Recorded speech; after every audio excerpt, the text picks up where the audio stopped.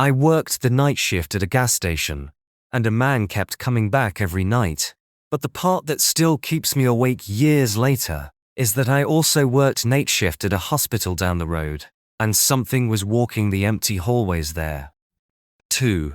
And somehow the two things felt connected in a way I still can't explain. My name is Tyler Bennett. I was 24 at the time. And in the fall of 2022, I was living in Danville, Illinois, trying to save enough money to move out of my tiny one-bedroom apartment near the river. I had 2 night jobs back then, because rent had gone up and my daytime warehouse hours got cut.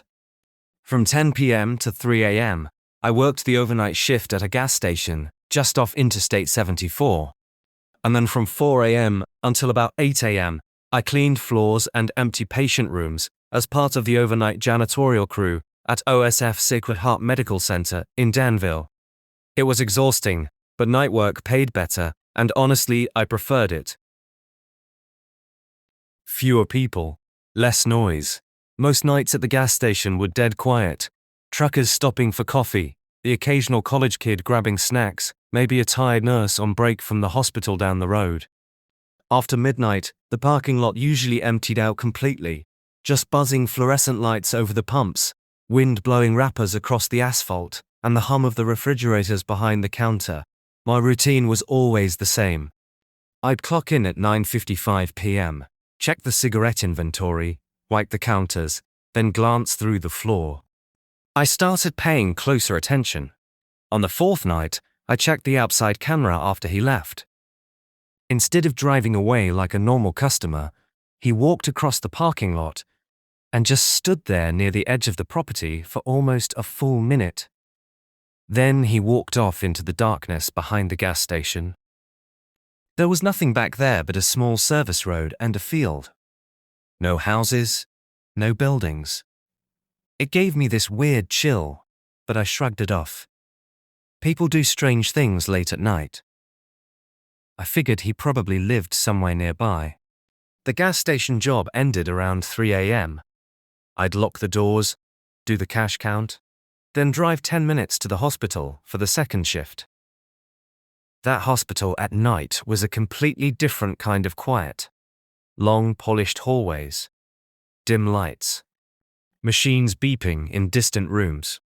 My job was mostly mopping floors, emptying trash, and wiping down waiting areas. The janitor supervisor, a guy named Rick, usually stayed in the maintenance office, filling out paperwork, while I worked the West Wing alone. That wing was mostly unused at night. Administration offices, a few storage rooms, and an old hallway connecting to a closed surgery wing. The lights there flickered sometimes because the building was old. First couple weeks, nothing strange happened there either. Just the echo of my mop bucket wheels rolling down tile. Until about the same time the gas station guy started appearing every night. One morning around 4:30 a.m., I was cleaning a hallway near tower. Then one night, the two things collided in a way I still can't forget. It was about 1:17 a.m. again at the gas station. I was restocking the chip rack on the door chime rang. I didn't even have to look up. I already knew who it was. The man walked in exactly like before. Hoodie, pale face, tired eyes. He grabbed the bottle of water and the gum like always and came to the counter. But this time he did something different. He looked directly at me. For the first time since I'd seen him, his eyes were red like he'd been crying or not sleeping. And he asked me something strange. "You work nights, right?" I nodded slowly. "Yeah." He glanced toward the security camera above the counter before leaning closer. "Do you ever feel like someone is walking behind you when you're alone?" I laughed awkwardly, assuming he was joking. Sometimes, night shifts mess with your head. But he didn't smile. He just stared at me for a long moment before whispering, "If you hear footsteps, don't follow them." Then he grabbed his stuff and left the store. I watched him through the glass door as he crossed the parking lot again.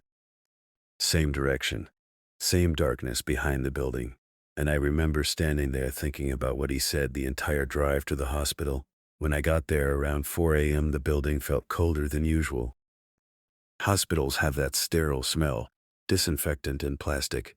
But that morning there was something else, a faint high metallic odor drifting down the West Wing hallway. I grabbed my mop bucket and started cleaning like usual. About 20 minutes later, I heard it again. Footsteps. Slow, dragging. Somewhere ahead of me in the dim corridor. I froze and listened carefully. The sound echoed faintly off the tile floor. Step. Pause. Step. Pause. My mind immediately flashed back to the man at the gas station telling me not to follow them. But curiosity got the better of me. I walked forward slowly, pushing the mop bucket with one hand. The footsteps continued around the corner near the closed surgery wing. When I reached the corner, I turned quickly, expecting to finally see whoever it was. The hallway beyond was completely empty, except for one thing: a wet trail on the floor, like someone had walked there with soaked shoes. The trail led farther down the hall toward the locked surgery doors. My heart started pounding as I followed it a few steps. The doors at the end of the corridor were locked with a keypad that only staff could open. But when I reached them, one of them was slightly open. Just an inch.